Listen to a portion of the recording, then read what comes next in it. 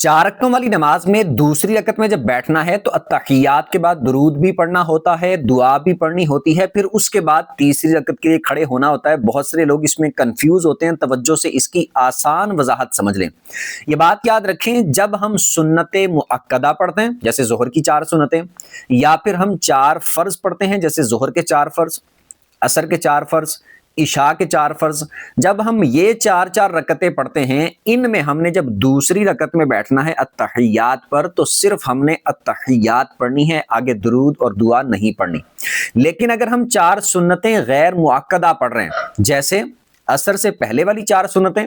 और इशा से पहले वाली 4 सुन्नतें, इन दो नमाजों की सुन्नतें जो है, जो गैर मुअक्कदा सुन्नतें हैं, उस वक्त हमने ये करना है कि हमने दूसरी रकत में जब अत्तहियात पर बैठना है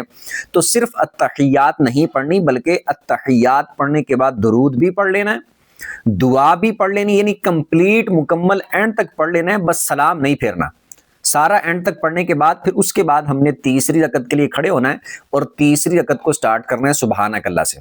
सेम इसी तरह अगर आप 4 नफल एक सलाम के साथ पढ़ते हैं तो उनका भी तरीका सेम इसी तरह है कि दूसरी रकत में जब आप अत्तहियात पर बैठेंगे तो दुरूद और दुआ पढ़ लें मुकम्मल, फिर तीसरी के लिए खड़े हों और तीसरी को भी सुबहानक अल्लाह से स्टार्ट करें। कुछ सीखने को मिला हो कमेंट में बता दीजिएगा और सवाब की नीयत से दूसरों के साथ शेयर भी कर दीजिएगा।